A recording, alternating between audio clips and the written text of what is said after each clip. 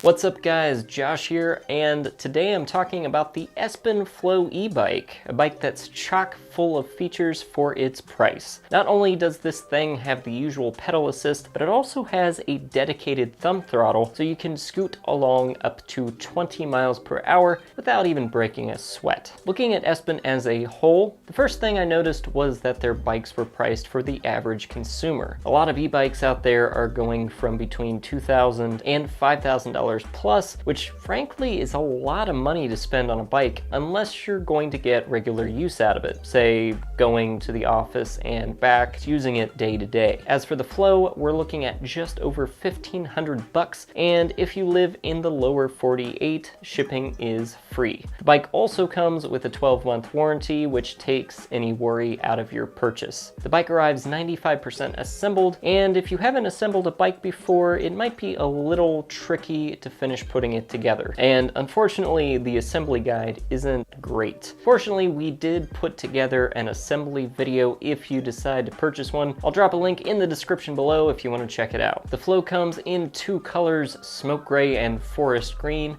and features a 500-watt geared hub motor with 8 gears. It can go between 30 and 50 miles per charge depending on how much assistance you use, and the lithium-ion battery will recharge in about 6 hours. A crystal clear color display shows you all your metrics, including your speed, battery level, pedal assist level, which ranges between 1 and 5, and of course an odometer. The bike has hydraulic disc brakes for impressive stopping power and a bright headlight and taillight for safer night riding. To charge the 48-volt battery, you can either run the charging cable to the bike or use the included key to unlock and remove the battery to bring it inside. This is extra handy because the bike itself weighs 55 pounds, so probably not something you're gonna want to lug up to an upstairs apartment, for instance. That said, you can activate the push assist feature by holding down the minus button, which is super handy to have if you're walking the bike uphill.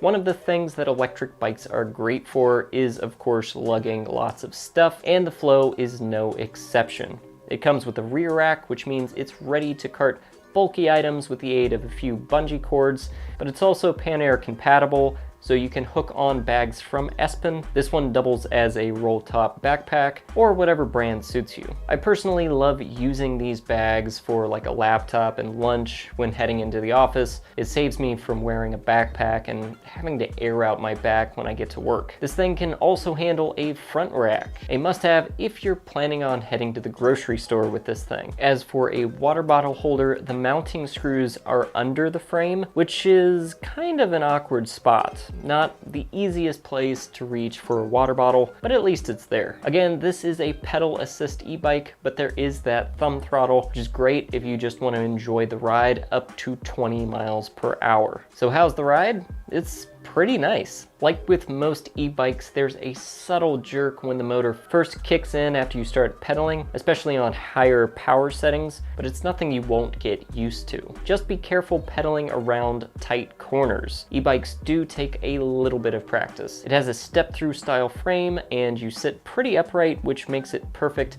for just tooling around town. The buttons and display are super easy to use, and after 1 or 2 rides, I felt pretty comfortable with it. One thing I had to figure out was how to get going again when stopping on the uphill, which is the case with most e-bikes. The motor doesn't kick in for maybe half a revolution, and because the bike is pretty heavy, it's hard to get moving again. But we found that ensuring the bike was in the easiest gear before you stopped made it way easier to get going. I've actually just started using the thumb throttle when I have to stop at an uphill stoplight or stop sign to get going again. The bike has front suspension, which keeps things pretty comfortable, though you may want to still bring your butt off the seat if it looks like you're going to hit a big bump at full speed. Overall, the bike is pretty straightforward, but if you've never ridden an e-bike before, take it up and down your street before you hit the open road, just so you get a feel for the different speed settings and gears. One of the things I most appreciate about e-bikes is that depending on which one you get, it's basically a second extremely efficient vehicle. And that's exactly exactly what the flow is for me. I take this thing all around town,